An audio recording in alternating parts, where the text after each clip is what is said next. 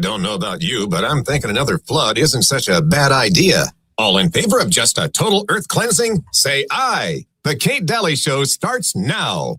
Many years ago, our client was the BeachNet Packing Company. We made a research and found out that the American public ate very light breakfasts of coffee, maybe a roll, and orange juice. We went to our physician. We asked the physician, after telling him why we were talking to him, would he be willing, at no cost, to write to 5,000 physicians. We carried out a letter to 5,000 physicians. Obviously, all of them concurred that a heavy breakfast was better for the health of the American people than a light breakfast. That was publicized in the newspapers. Newspapers throughout the country had headlines saying 4,500 physicians urge heavy breakfast in order to improve health of American people. Many of them stated that bacon and eggs should be embodied with the breakfast, and as a result, the sale of bacon went up. And I still have a letter from Bartlett Arkell, president of BeachNet Packing Company, telling me so.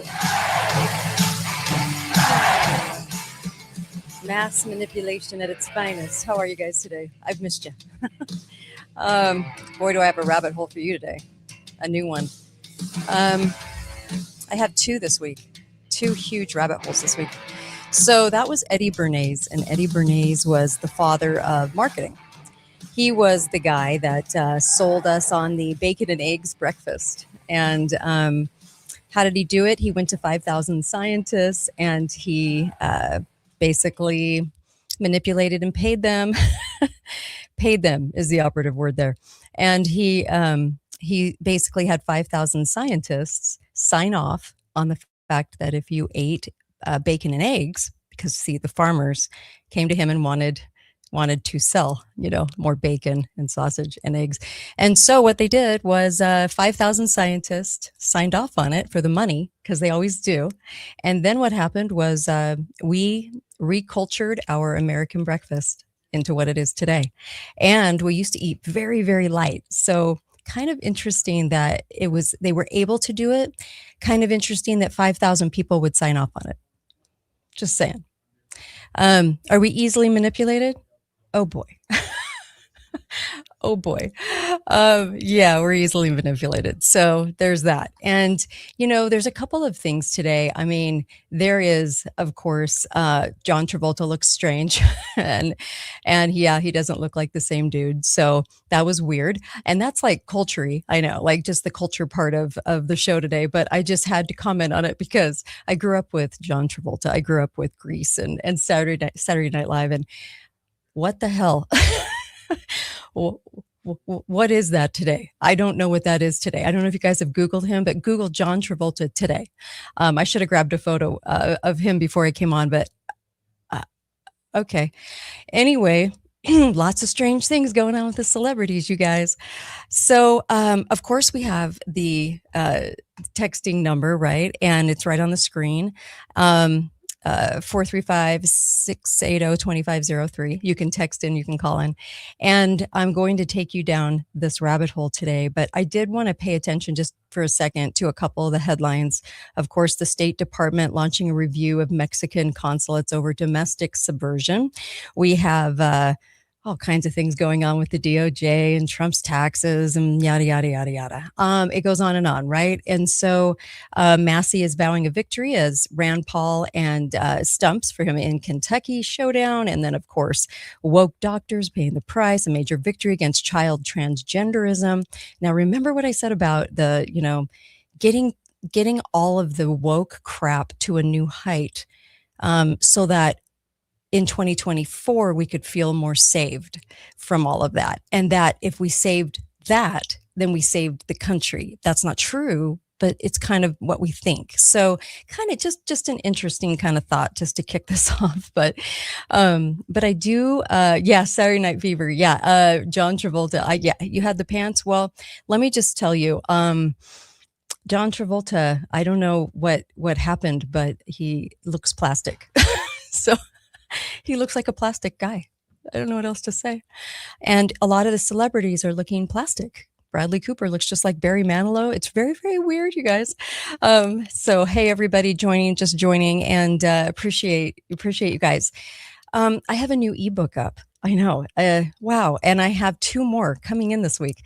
So a lot more ebooks, and it's the Truth About series. So I'm excited about it because we need to find out, what's actually going on so that we can get help, so that we can understand what to do. That is the most important thing. So let's go into this. And I'll tell you what started this rabbit hole, because it's weird. Okay. I go down some pretty strange rabbit holes, but the way I find them sometimes is odd. So I want to add this to the framework here. Let's see here. Where did it go? Okay, here we go. All right. So I was reviewing this clip, and in the Grapes of Wrath movie. Okay. Remember Henry Fonda? Yeah, Henry Fonda. So he was in this movie, and this movie's old, like in the 1930s. Okay. So I was looking at Grapes of Wrath, and John Steinbeck, pretty much a socialist, communist. Okay, no matter who you talk to, he was pretty sympathetic to all of that. And usually the awarded authors of that time are. Okay, so let's go down this hole, because this is all about AI. This is all about AI. What is the catalyst for AI? Why is it that we are engaged in AI, and why is it endlessly talked about? Okay. So let me play this clip for you. Now I'm going to play it instead of show it, because sometimes when you listen to it, you can kind of grasp it better, actually. That's why radio always worked so well, is because you're grasping the thought. Okay. So I'm going to play a clip from the Grapes of Wrath. And what they're talking about is, if you don't know this movie or this book, you're living in a cave. But if you don't know this one, it's about the jobs that were offered in California. And this was during the Dust Bowl. And people were going there because of, they got these flyers, handbills, flyers, and it was telling them, this amount of jobs is open. So they were in the movie, they're about to go and seek these jobs. And a guy shows up and tells them what they're about to find when they go to California for these jobs. Trust me, I'm going to get to AI, and trust me, this is an important part of the story. I swear. Here we go. Get good wages out there and put it all together and we'll be all right. Good wages, eh? Picking oranges and peaches? Well, we aim to take whatever they got. What's so funny about that? What's so funny about it? I've just been out there. I've been and seen it. I'm going back and starve, because I'd rather starve all over at once.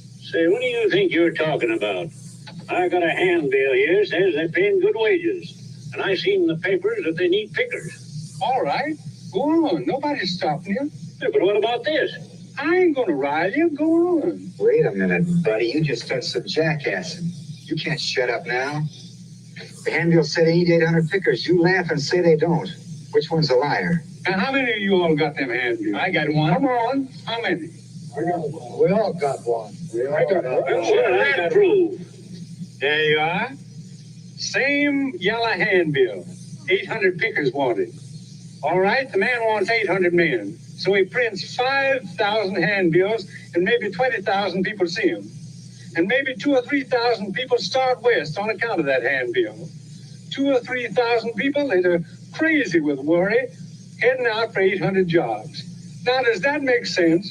Say, what are you, a troublemaker? You sure you ain't one of them labor fakes? I swear I ain't, mister. Well, don't you go around here trying to stir up any trouble. I tried to tell you folks what it took me a year to find out.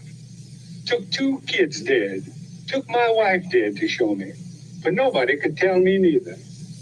I can't tell you about them little fellas laying in the tent with their bellies swelled out and just skin over their bones. A shivering and a whining like pups, and me running around looking for work. Not for money, not for wages, just for a cup of flour and a spoon of lard. Then the coroner come. Them children died of heart failure, he said.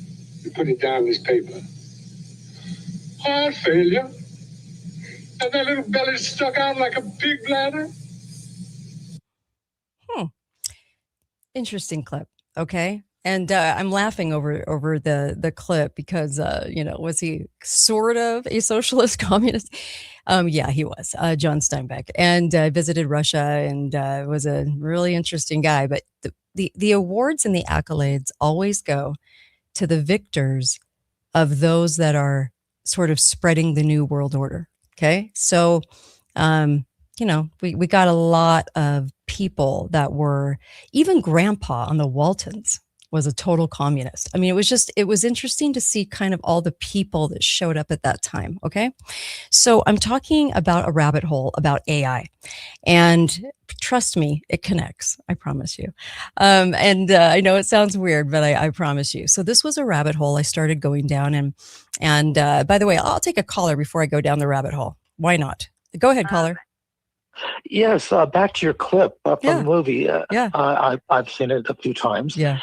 So what was implied there is that capitalism is what's starving those kids. It's capitalism. Mhm. And yet it's Yeah. the Great Depression. Yes. And who created the Great know. Depression? Socialism government, entirely Yes. Created by government through the Mhm. Smoot-Hawley Act, tariff, and then the Federal Reserve and Yeah. all the socialism of the New Deal and so forth continued it out. So it was socialism created that condition, and they're implying and blaming it on capitalism. Yes, they are. Thank you for that. I'm about to go there. Thank you. You're beating me to the punch a little bit. Okay, so I really appreciate that, though. Okay, so let's go down this for just a second, okay? Because this is a weird rabbit hole. This isn't a normal one.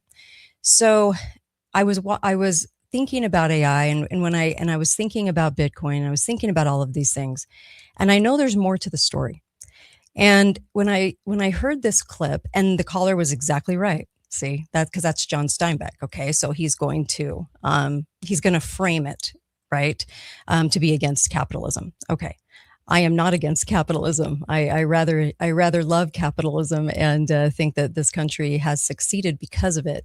It isn't without its issues and problems with politicians getting involved in the government, but I love capitalism. Okay, so here we go.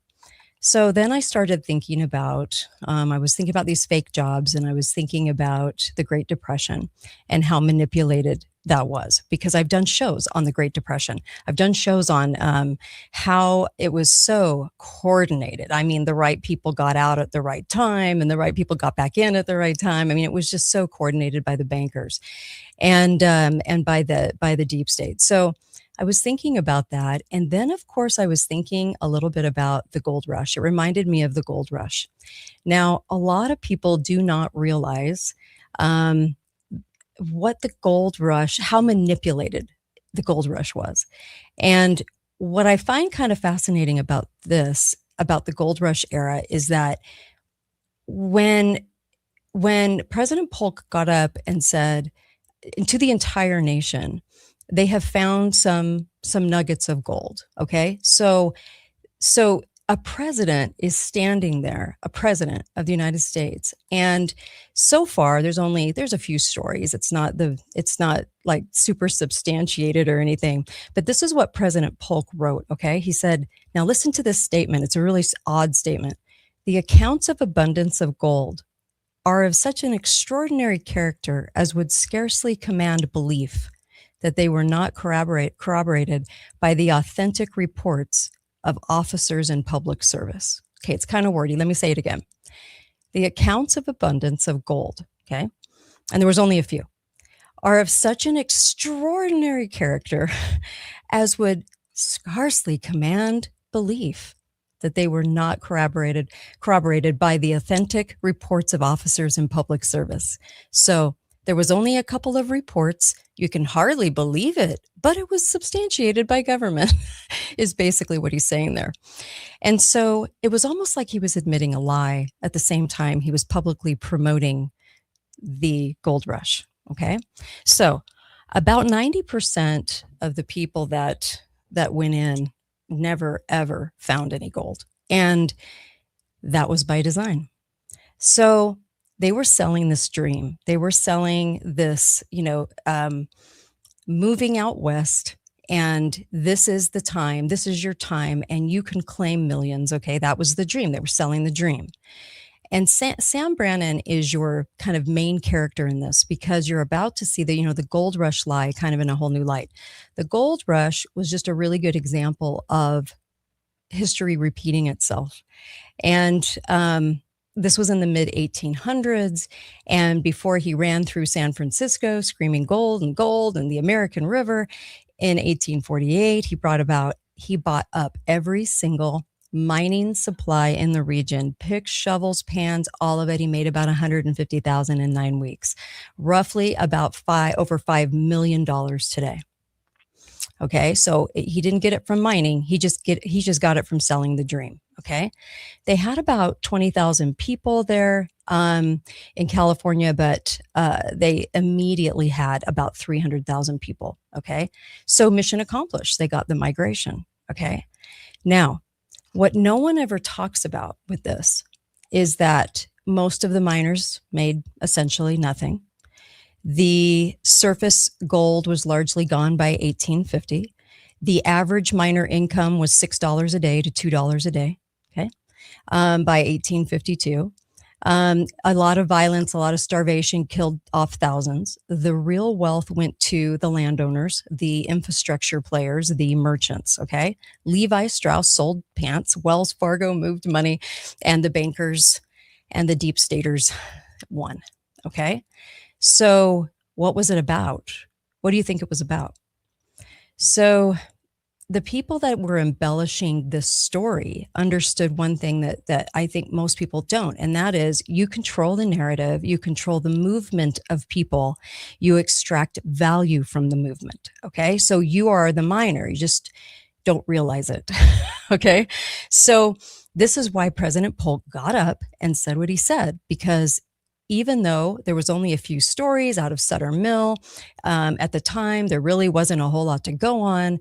They were going to promote the hell out of this story. We had just won it back from Mexico, California. And so we needed to populate it. But they wanted to populate it with cheap labor. And what's more cheap labor than a lot of people showing up, not having any money, not finding gold, not getting the dream that they desired, and taking whatever they can take.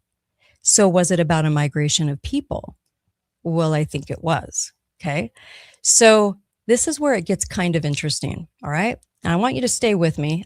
So I kept thinking about why things are promoted in the press. Why are we here? What is going on with us today? Because we know history repeats. We know that they use these things. Okay. So here's the pattern. And I want to talk about a little bit about the funnel, and you can join in if you want to. I want to hear from you. Okay. So here we go. So the miner goes to college because that's the path. Okay. The Sam Brannan sells the college prep courses. Right? Okay. The miner succeeds on someone else's platform. What does Sam Brannan do?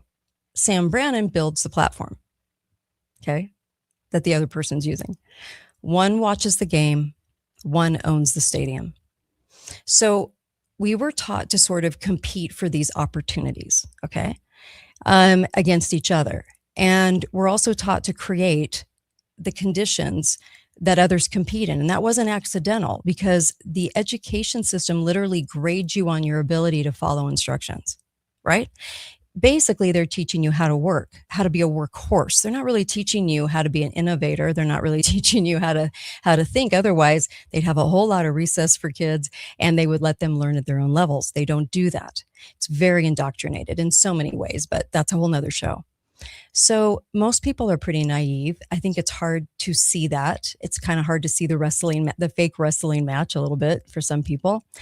But here's the question. Okay. So you're the miner. And if you don't know it yet, right, in this construct, okay, let's go back to 1850, right? Well, the question is, what side of the shovel are you on? Good question. Are you being funneled right now?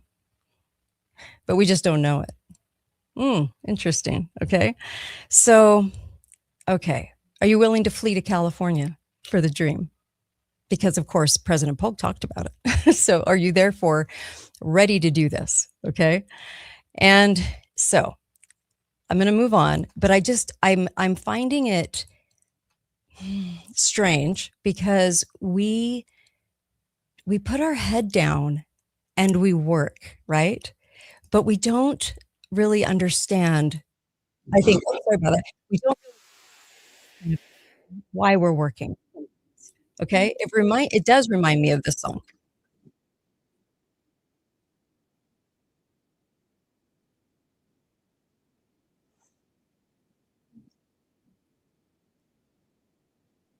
Right? Okay. So it kind of reminds me of that. And the whole 16 tons, you are a government worker.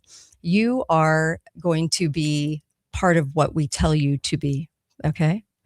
And so it's going to get more interesting. You ready for this? So this ebook, by the way, is available today, and you can get it because I had never really, I'm kind of embarrassed to say, actually, I hadn't really come to this direct conclusion before that I'm about to tell you today. I hadn't gone there. I mean, I've gone around it and I knew it was there. It was right in front of my face, but I hadn't really gone there. Does that make sense? Okay. So, all right. So here we are. I have to take a really quick drink. Okay. Here we go. So you have to stop asking sort of like, how do I find gold? And you need to start asking this question. Who profits when people search for gold? What infrastructure doesn't actually exist yet? What narrative can I control? Because this is about getting your power back. Okay. So Jeff Bezos didn't just come out with Amazon. We all know that, right? I hope we all know that by now. I was just listening to the little, I shouldn't say little, that's kind of mean, but Chinese, the little Chinese guy that's been kind of all over the place. I think he's Chinese. And he's been kind of he's an instructor. I think he's a college professor, but he's been speaking a lot of truth. And it was funny because he was doing a seminar on the front men. What's funny is several years ago, I did a presentation on the front men. And I talked about why I thought they were front men, and people looked at me like I had two heads, like I was crazy. But I said, but now I'm starting to see it more and more. So Jeff Bezos didn't just come out with Amazon, okay? He was curated. He was manufactured by the deep state to look like a brilliant private businessman who came up with an idea. He's far from private. And of course, that whole idea was funded, created, rolled out by the deep state. Why? Because they were after the data. Okay. So when we see Jeff Bezos in the news all the time, it isn't about Jeff Bezos. It's about the data. It's about the infrastructure. And that wasn't by accident. So Amazon was built so that everyone would participate. See, we were led into e-commerce. Okay. So Bezos was that front man that built that. But we have to look at the structure, not Jeff. Jeff's in the news all the time with his new really skanky wife. So I just had to say that. Sorry. Did that come out? Sorry. So what the gold rush actually built was Polk wasn't just moving settlers and immigrants. Okay. There were multiple reasons for it. So it was kind of part of a chessboard. It's like a chess move. So first of all, I'm sure that he was told by the deep state to move people there so that Britain or Russia would not take our coast, okay? Because we had newly gotten the state from Mexico from the war. So I'm sure that's part of the reason. And of course, Pacific naval dominance, okay? And then the Transcontinental Railroad. So Stanford, Huntington, Hopkins, Crocker built it. They didn't mine gold. They taxed everyone who did by controlling the movement, right? Okay, so think about that for just a second. That wouldn't have happened, right? And then you have California's population base, which eventually became Hollywood, Silicon Valley, and military industrial complex. Okay, so all of these crazy things. Okay, so let me keep going here. I have notes, so I stay on track today. So the gold was never really the point, okay? And the gold rush, the AI panic narrative. What is the AI panic narrative right now? AI will replace you unless you adapt now. Does that sound familiar? Of course it does. You've been hearing it. Here's 2 headlines for you. AI could wipe out most white-collar jobs within 12 months. That was just in February. AI could wipe out most white-collar jobs within 12 months. Here's another headline. MIT expert warns against replacing Gen Z entry-level workers with AI. How else will people learn? Companies, CEOs, I mean, everyone is clamoring right now. Everyone's talking about it. Why? Because it's in the news right now, all the time. And it's constantly reminding you that you're about to be obsolete. So you better learn it, right? Okay. So, all right. So it reminds me of the phrase, there's gold in them hills unless you move now to stake your claim and get it, doesn't it? Almost have an accent. Okay. So OpenAI releases ChatGPT and we get to use it for free and tell it things and it stores info. Okay. Mass panic is triggered. And 100 million people, I don't know if people realize this, but on this platform in the first 60 days, 100 million people fled this platform. It was the fastest adoption in history. Who benefits? Well, you just trained their model. You were the miner, okay?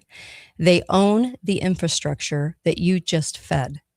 So, I've done it too. We all have, probably in some way.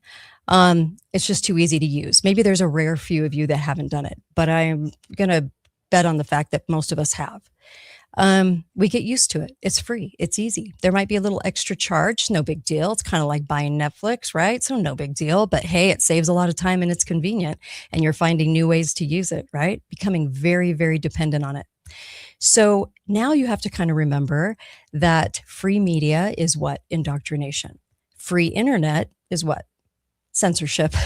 Free AI chat gets us used to going to it for answers, dependence. It becomes our brain and it talks to us like it's our brain and it gets to know us like it's our brain, right? Because it'll say, oh, remember when you brought up such and such? Okay. So, all right. So by the way, here's a little side note for you. Access to the internet and ChatGPT will probably require our obedience later on. Just saying. So now you have to kind of go through who benefits. So Microsoft invested $13 billion into OpenAI. So I can't talk today, before the panic narrative hit all of the mainstream. So they were Sam Brannan, right? Quietly buying all the shovels. The greater economy lie is that anyone can build an audience and make money online. I know you've seen it. You've seen a lot of videos where people are like, oh my gosh, you can make $5 million in 5 minutes. Just follow these steps, just do this. Okay. So 50 million people now identify as creators, digital creators. 97% earn below the poverty line, but they don't really say that. YouTube keeps 45% of the ad revenue. And then you make a little cash. So TikTok owns your content forever in the fine print. Most people don't realize that. And the platforms really didn't create the creator economy for you. They created it to generate infinite free content while you compete with your shovels for scraps. We're all miners. They're all miners. Just don't see it. Okay. So, all right. So then I was kind of looking at this and I was looking at the patterns and I was like, the patterns that go on are every major gold rush, if you will, follows this sequence. So you'll miss out. So you have to create scarcity, fear. So you'll miss out, you'll be left behind, you'll lose everything, you'll lose your job to AI. That's what's going on right now, right? Point to a specific geography, right? California, internet, AI, crypto, okay, specific markets. Then, of course, infrastructure owners position before the narrative drops, always. The masses move, right? Thoughts change in this way. We're not moving physically, but our minds are. And our minds are worried about it. And our minds are looking at it and seeing it as the future. It isn't necessarily the future as much as it's a means to the end. And I'll get to that in just a second. Yeah. So the extraction of value happens at the infrastructure level. Okay. So we're only at the participation trophy level. So that's our level right now. You're participating. You're that guy that gets that little tiny ribbon. Okay. So you're starting to realize this, and you're right, because there's always something underneath all of these layers, and it's population control through voluntary means. It's easier than force. You don't have to be forced. They don't have to do it by gun. Okay. They don't have to do it by telling you to do it. They can just move you in a direction. So if you give people a compelling enough narrative, right? Gold, freedom, opportunity, fear of missing out, then they will self-organize and do exactly what serves the infrastructure, what serves the larger agenda. In 1848, it was moving. And now it's getting on the internet to create something so that you can get in on it before it gets in on you. Okay. No army needed, no mandate, just a story, and a very convincing one at that. And that's what Polk understood. That's what Bezos understood. It's what Elon, Bill Gates, Steve Jobs, Mark Zuckerberg, all the front men, that's what they understand. So yes, same thing with Bill Gates. You see him in the news every day. I swear to you, he has been in the news every day since 1990. I mean, you can't get rid of this guy. Well, actually, since 1980. But it isn't about Bill Gates. It's about Windows. A window into every home. A personal computer into every home. They set up the structure. So, okay. So what is, Bill Gates is evil. Believe me. I'm not saying he's not. I'm just saying he's a front man. What I'm saying is, don't look at the structure. I mean, they're trying to tell you not to look at the structure. They just want you focused on Bill Gates. All right. So the infrastructure, right now, right? So what infrastructure are you positioned around right now?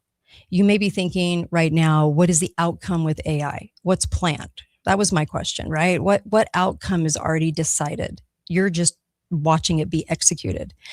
And this might sting a little because this is hard to hear sometimes, but it does not leave me without hope. And it also says to me that in the next 3 to 4 years, you're going to see some pretty hard results with this. But this is the reason I'm doing this. And the reason I put together the ebook is so that we can get a little bit of a head start on maybe what to do as this is rolling in, because we're not going to stop this. So I always talk about solutions, and I'll talk about a few, but the rest are going to be in the ebook. And boy, is it packed with exactly what you should do in specifics. Okay. So the learn AI or die narrative, you've been hearing a lot about this, and every LinkedIn post, every boot camp ad. I mean, AI won't replace someone, using AI will. And you've seen that on all kinds of memes, right? So this is the gold rush right now. They've already ran the numbers, and 100 million ChatGPT users in 60 days, 2 billion visits monthly. People are using it more than Google now. They're using it to look everything up. So you learning AI feeds the infrastructure. You are actually in the mine mining. You have a shovel. You're using your pick and shovel. You're creating these mines. And that's what people don't understand. Every prompt you write improves their model. Every workflow you build creates dependency. Every skill you develop is built on infrastructure. They can reprice, they can restrict, they can remove tomorrow. You are mining in their gold mine right now. And it might not be you specifically, but I know you know people that are doing this. Okay. So this mass adoption, this panic narrative deployed, it's in the news every single day. And boy, didn't it just kind of pop up? It's kind of weird, right? It just sort of popped up. And then of course, 50 million Learn AI courses were sold. Workforce voluntarily restructures around all of this. Dependency is created, and 1 to 2 years, right, away, right? So in 2027, 2028, there'll be hundreds of AI companies, and then there's going to be 3 to 4. Why do I say that? Because they do it with the airlines. Look what just happened to Spirit.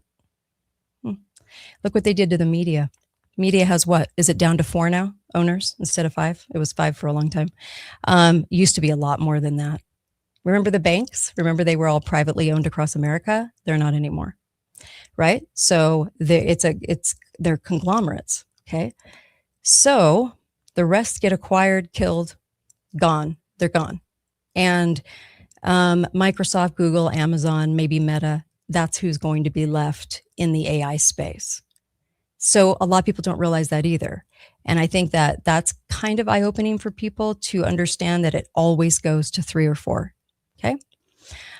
Same with newspapers too. Did you guys notice that one too? All right. So this has already happened. So your search engine, Google kind of ate everything in its path because Sam was a front man, right? And the creator of Google, just like Sam Altman is with AI. So all front men and not boy geniuses. All run by the government, infrastructure run by the government, paid for by the government, data goes to the government. And that's why Google got on top. That's why Google became Uno number 10, is because they wanted it to. So the infrastructure was built around them becoming number 1, not Yahoo. Yahoo was just the beginning. That was just the stepping stone, right? So I remember people all the time were using Yahoo and all kinds of different ones. And then all of a sudden it was just Google. It was plastered in Google. It was mentioned in the movies. It was everywhere. That's by design. It's by design more than you think it is. Okay. So, social media right now, Meta absorbed or destroyed all of its competitors. We haven't had a new one crop up. If you notice that, we've had TikTok and Insta, we have X, we have Facebook, but we don't have any we don't really have any others. It's basically those. Those are the ones everyone uses. We're told to use them. We do use them. I use them for work, which I hate, but isn't that interesting that it is, we haven't really, you don't see a lot of people inventing a lot of new ones, do you? Am I wrong?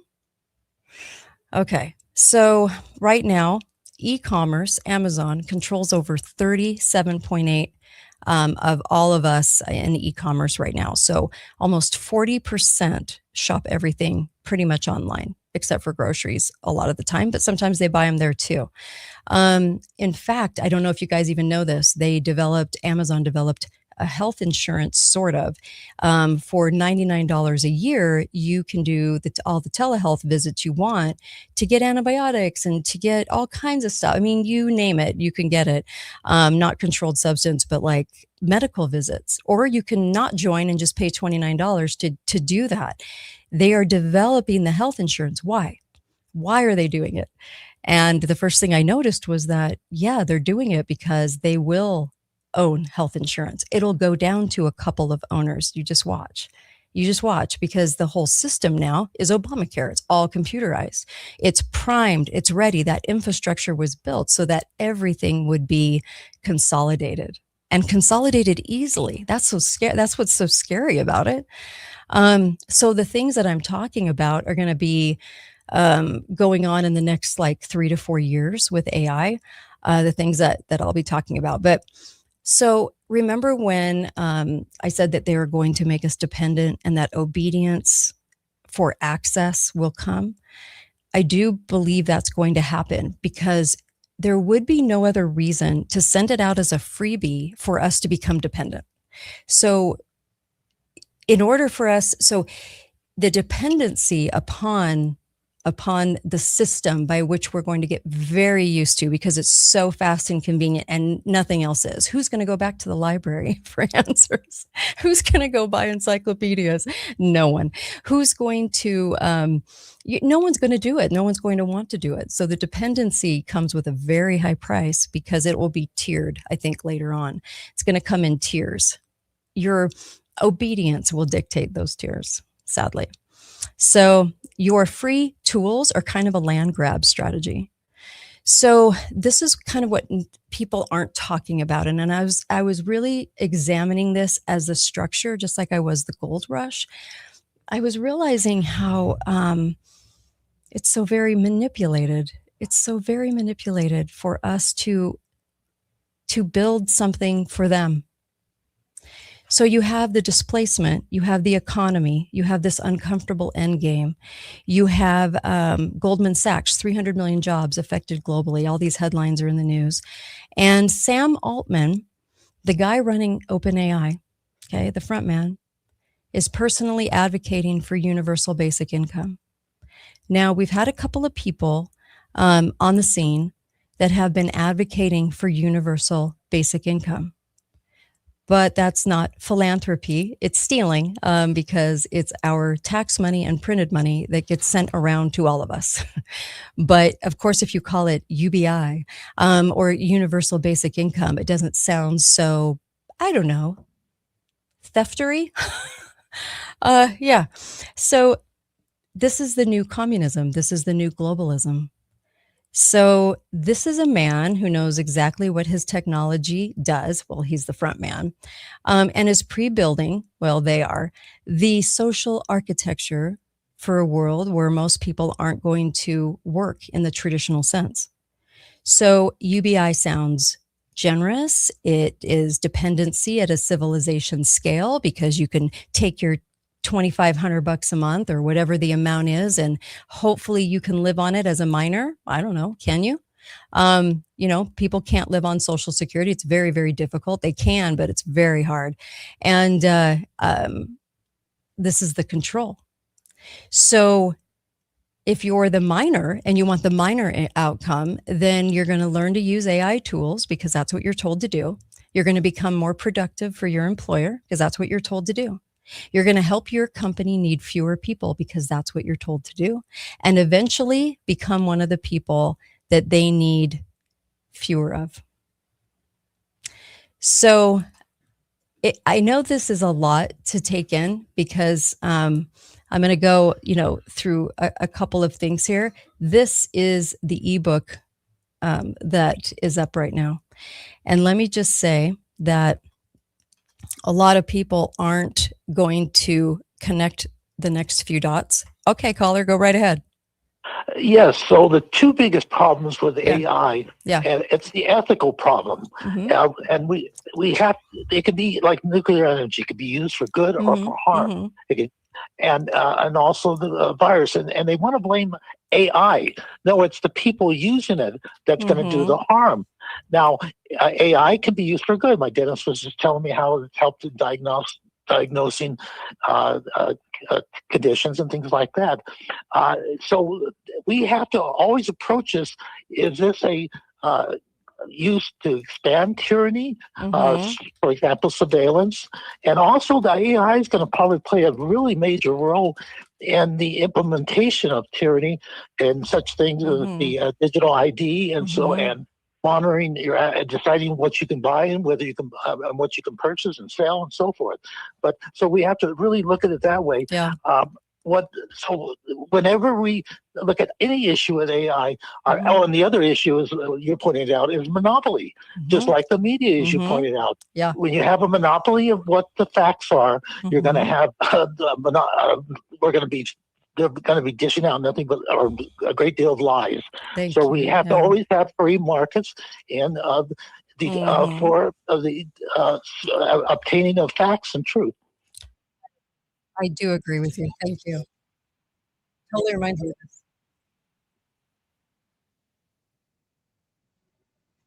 It's not an oldie. Oh boy, I play guitar.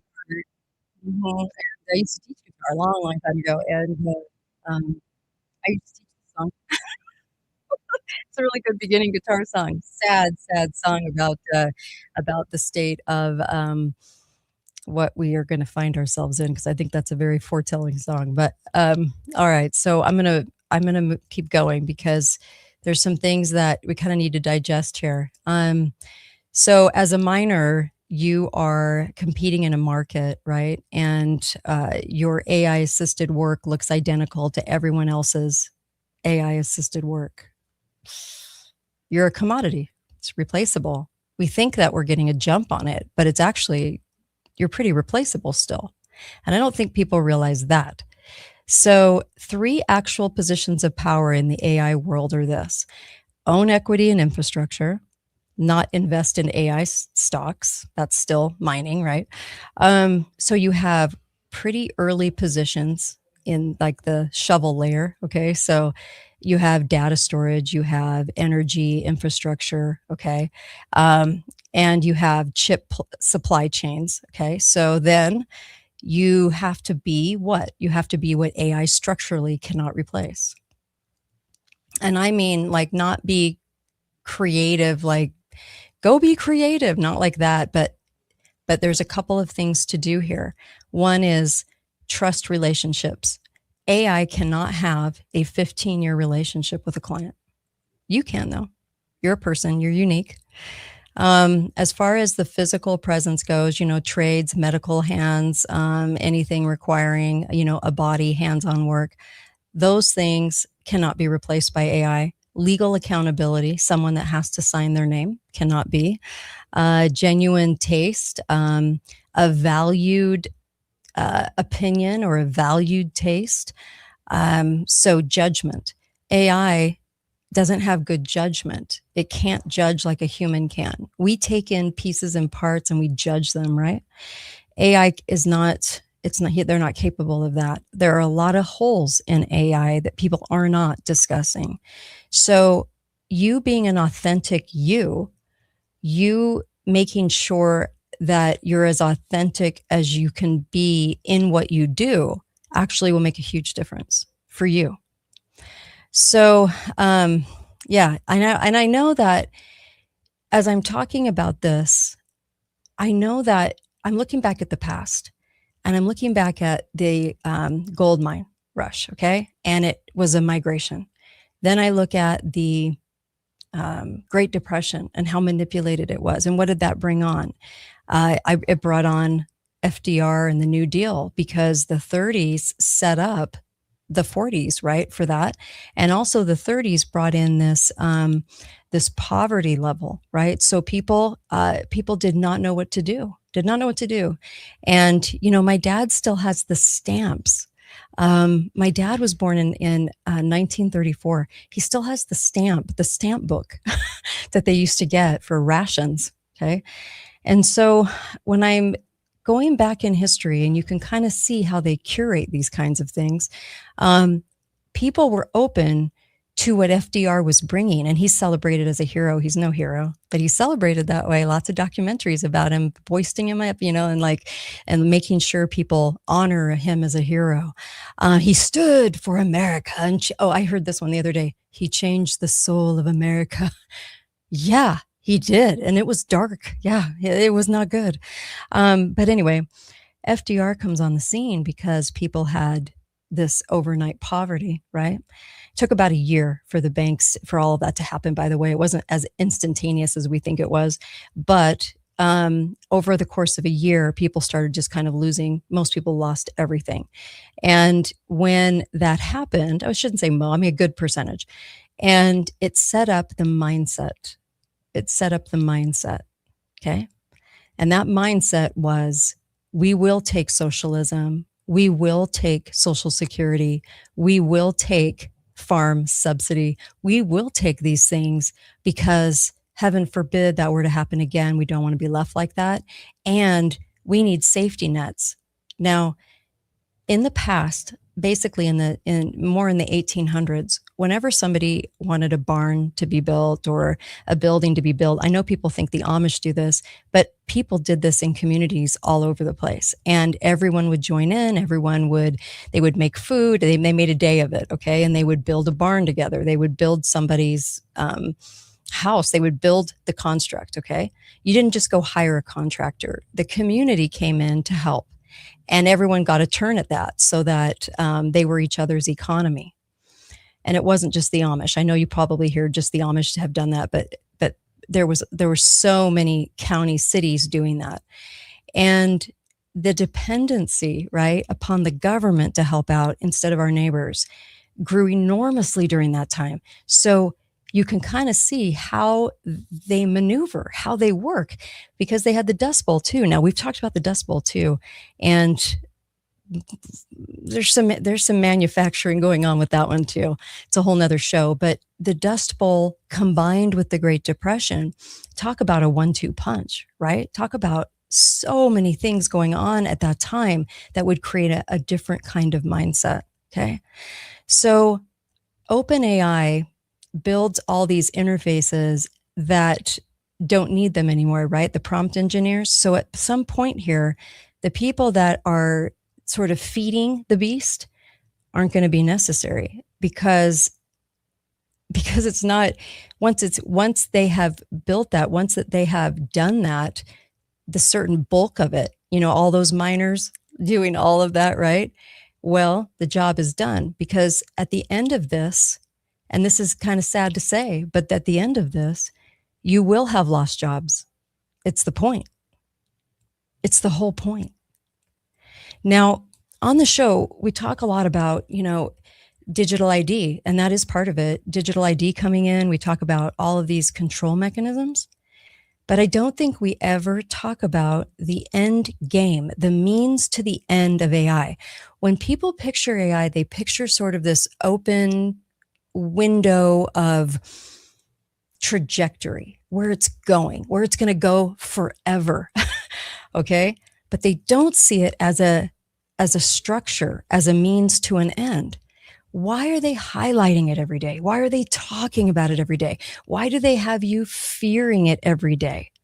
Okay. Why are we so consumed with it right now? And it's in our face all the time. It's being talked about consistently. Why? Because in the mindset game of this, you are then turned into this miner. You feed the beast. You figure out ways that it can help you to get ahead for right now, but those are small pickings compared to the big structure of it. Because the end game is honestly the loss of jobs. Why? Because they're doing what they just did with FDR, but on steroids. Instead of the New Deal, this is the New Deal 0.2. When Sam Altman was talking about universal basic income, this is way more of a theme of an end game than people realize it is. We talk about the digital currency coming in. We talk about all these things coming in, but we don't necessarily concentrate on that. Why? Because the lefty loony bags out there, sorry, but it's true, love the idea of getting a paycheck. They love it. We are the laziest people on earth. So you know what? They love the idea of somebody sending them a check. And they'll live off of it, right? Because you're either going to be a miner or you're going to be in somebody that is deep into the infrastructure, and not the deep state. But what I'm talking about is you're going to go about this a different way. So the miners are going to be happy to take their miner pay from $6 to $2 an hour. They're going to be happy to do that, because the whole idea of AI isn't to utilize AI forever and ever. It was to adopt a psychological game in order to get us to do the bidding of the infrastructure that then is the catalyst for losing our jobs and then accepting anything they have to give us. Because when you're in that state, when you can't meet those high mortgages, when you can't get those high utilities, when you can't do all of that, and that's what the data centers are for, to raise that level of utility cost into shortages. When you can't do that anymore, you will, not you probably, but most people out there will actually be so excited about universal basic income. It's the only way they can bring it in. And most people are not realizing that AI is the mechanism for that. They're not seeing that. You are right now, but they're not. What they're seeing is, I'm going to use AI forever and it's going to make me money. But they will become obsolete in that game. They won't be permitted to use that infrastructure to make money forever because it won't be needed. The market will be flooded. Okay. You guys have any thoughts about this? I'm actually really curious to know, because this is I'm the guest. Who's the guest? Me. This is my ebook. Somebody's saying that on YouTube. This is my ebook. I just put this out. Now, there's so much more to this. There's so much more to this. But this is what I'm going to do. So being a truth teller in media is a little different than being owned in media. And there's a lot of people that are owned. We've had talks about this. So what I'm going to do is, this also helps the show. And you can go grab this at katetalks.myshopify.com. katetalks.myshopify.com. The whole it's 30 pages. The whole last half of this is exactly what you do to not be the miner, but to be smart about it, because we're not seeing that part. We're not understanding this end game part of it. Universal basic income started being brought up by the leftists running for office. You remember that? And they started kind of putting it out there. They weren't the initial authors of it, but they started kind of promoting it in little bits and pieces.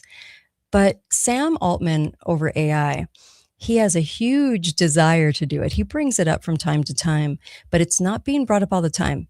So think about the Obama checks. Think about the 2020 checks. We have been completely primed, right, for this surge of universal basic income. This is coming. It's a gut punch. Now, we know AI can't fix a pipe remotely. We know AI can't wire those huge fake data centers. We know that that there's a lot of ways that you can beat this. And I'm not just talking about skilled trade.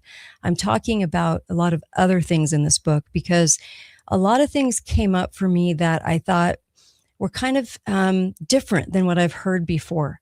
So all the miners right now are learning Python. Okay, they're learning how to be in the system. The tradespeople are quietly becoming the most valuable people in the room.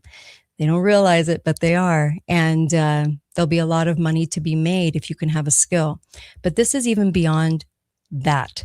So this is not just the last half of this ebook. There's way more to this. And there's way more about understanding how to position yourself for AI and what to do and how to develop more skills that would enhance you, people coming to you, people wanting what you have rather than you just being a miner. Does that make sense? I hope that makes sense, because there's so much more to it than that. When I realized that AI was the catalyst for the New Deal Part 2. And this is why Trump kept saying President Trump kept saying, well, I'm going to give you checks. Remember that? When he first got into office the second time, it was like $5,000 checks. What happened to those? Nothing. But what was it for? Why was he told to say that? Because I do think he's given direction. He was told to say that as a primer. They have been priming that pump since Obama. They have been telling you payments. Government pays you, even though they don't say it's your tax dollars, but government's going to do it. And if you look at this in a kind of a different way, if you kind of understand that there's a means to the end, and there's always usually a 7-year cycle with this kind of stuff. You know, with the gold miners, it was about 7 years. Do you guys find that kind of compelling? It was about 7 years. And the story started getting out that, wait a minute, we're all in the mine and we have the shovels, but it's not exactly working out for us. Just like the Grapes of Wrath clip that I played at the beginning. There's 800 jobs, but 5,000 men are going out to get them and they don't realize it. Okay. So what we're not seeing with this is that the means to the end, there is a sort of a time on it. And you right now have about 3 years to figure out how not to be the miner. You have about 3 years to figure out how to beat that system a little bit and to play the system a little bit. But I don't mean play it like learn it and feed it. Okay. Because everyone is very, very busy building. They don't even have to do anything. Everyone's building it for them. But I'm talking about how to position yourself. so that you don't get sucked into being a person on the receiving end of universal basic income. There is going to be a lot of our youth that are going to welcome the idea of that. It was kind of like when people were getting Obamacare and they were getting it at a cheap rate. So cheap in the beginning, right? Not the case anymore, right? They jumped up the prices tremendously and we get less care. And I don't even call it care because I'm not a person that trusts the white coat doctors often. So, but it was interesting in the very beginning how somebody that didn't work, somebody that didn't have a job, could just leap on and get the same coverage as somebody else, although that person is paying taxes and has a job and gets the same amount of care. So they have developed this particular infrastructure for that particular reason, to be able to prime the pump and make sure that we're ready for UBI. I think there are more things leading us to universal basic income than we realize. Now, on the show, like I said, we always talk about digital ID as the sort of next tier, right? Not really the end game, but more of like, this is going to enable, more of that, right? But the CBDC, the digital overload, the digital ID, the ending of cash, and all of that. But we don't think of it as in terms of the New Deal point two. The same sort of conditions were being laid out. So look back before World War II and look at what was going on. You're going to learn a lot. You can learn a lot from the manipulated events, how they construct them, how they keep us busy doing them, and where they lead us, because there's always a brain psychological factor involved to change our mindset.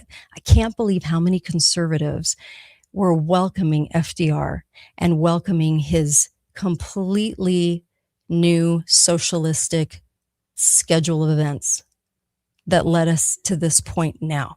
When people say, I don't know how we got here,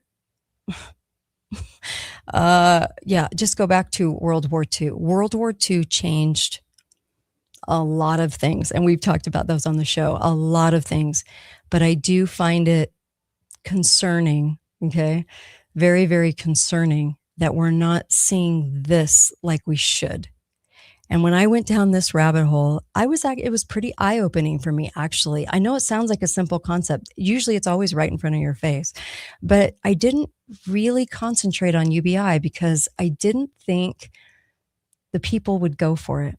I really didn't. I thought that this country is made up of over 60% conservative. They never say that because then they can't explain how the races are so close because of all the election fraud. But what's amazing about that is that how do you get 60% of the country to then adopt something they would never, ever want, right? Because if you look back to FDR, as much as Hollywood is going to parade it around like some sort of golden nugget that we found, and how wonderful FDR was and how wonderful those things were that saved us, they didn't really save us, because before that, we were community to community. We actually helped people. You helped your neighbor.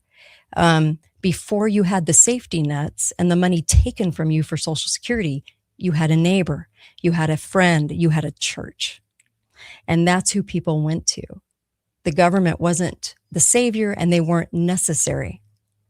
But then they wanted to make themselves necessary. Well, the government is about to make themselves more necessary than ever. And once they get everybody on universal basic income, it won't go back. When you have universal basic income, they control the amount going into your bank account. Right now, we're the minors in a way, right? All of us are in this construct of just basically in the citizenship thing. But once the government controls your paycheck, once the government puts the money in your account, they can also say you're saving too much, we're taking some out. You've bought too many of this or that, we're taking it out. You seem a little unhealthy, and I think that you need to not buy that at the grocery store. That kind of control. You visited the doctor once already. You use it. You used your allotted amount of water. The data center needs it. Why does the data center need good, clean water? Keep asking yourselves that, because I keep having those conversations with people. They don't need clean water. I don't think they need as much water as you think. So those questions are not being asked. But I will tell you that universal basic income is coming, and that AI is the construct to bring it in. AI, Obamacare, there's several things that actually work together to develop a mindset ready for AI. And I promise you, now that you have heard this, I don't think you're going to be able to unsee that. So look at the theatrics around AI. Look at the fear.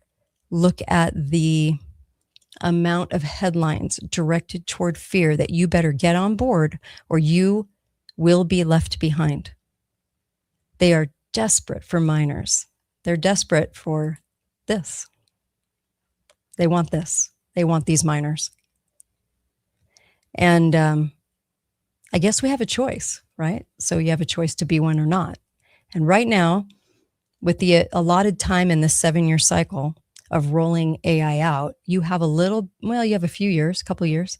I would say by 2029, and I usually don't predict on the show, but I will say by 2029 that we will be seeing a lot of job loss across America, a lot of job loss.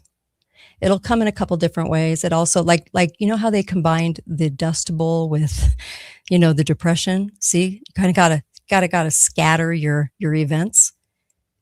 I think it will be like that a little bit too. I do.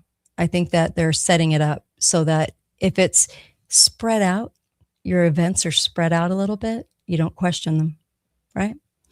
But I wanted to bring this to your attention. I also wanted to show this to you. This is available right now at katetalks.myshopify.com. The whole last half of this is exactly the steps to take and what to do so that you are not the poor miner with your hand out for the UBI. And you're not the guy that went to California seeking a job that they were promised, okay, or that they thought they were promised and ending up desolate, right?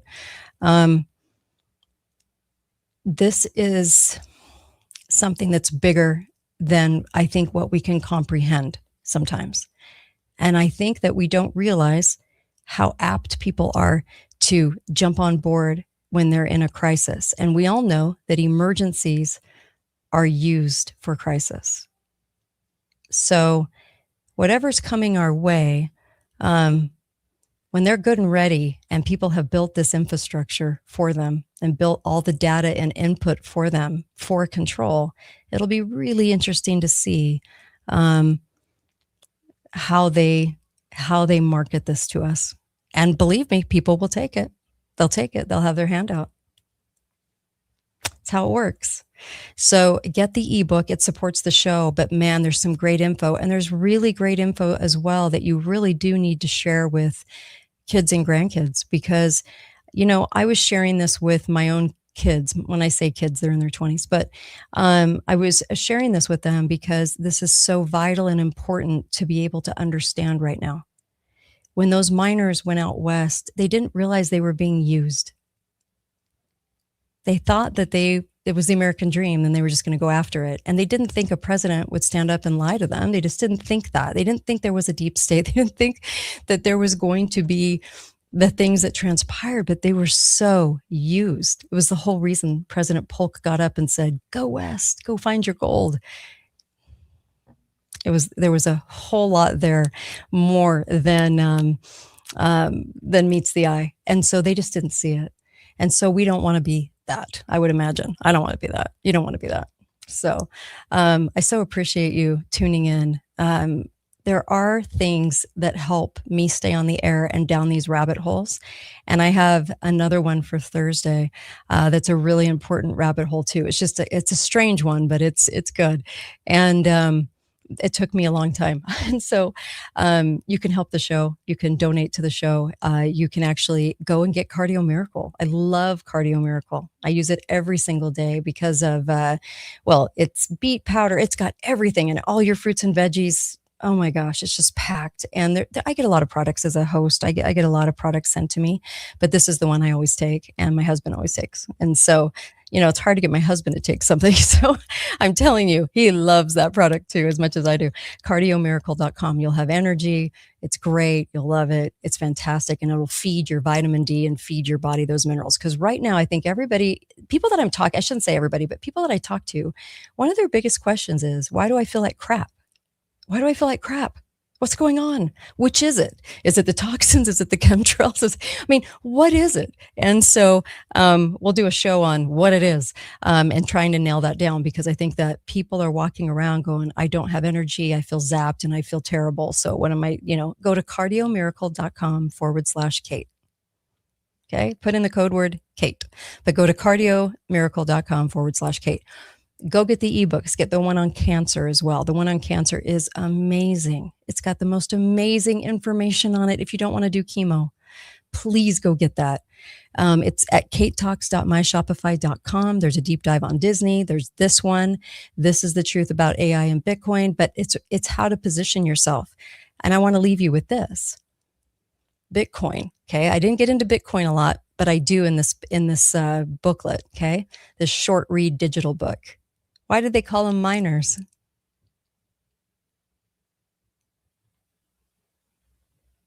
I will, I wish I had like a cricket sound. The miners. They called them miners. They're miners for Bitcoin. Also used by a front man to get us to think we're in charge of our freedom and money. What are their plans with that? There's more about that in the book.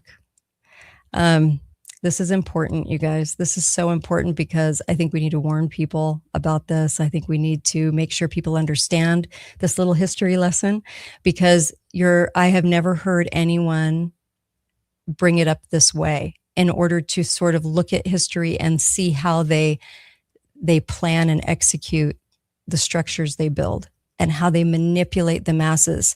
We know we're manipulated and brainwashed, but we don't realize that it's on a scale of so for this kind of 7 or 8 years, we're going to deploy this and the people are going to think this way. And then for this 7 or 8 years, they're going to think this way. I always knew real estate was in those cycles of 7 years, but I never realized that this was. And I've done a hell of a lot of study. Over 38,000 hours of research on the deep state government, history, lies, you name it. But this was, oh my gosh, because I've heard it being brought up, but not really connected as AI being the vehicle. AI is the vehicle for that. It will be, sadly, the greatest job loss we'll ever see. I think it'll actually make the depression look like child's play. I really do. And CBDC and all of that are going to make Bitcoin look like child's play. I really do.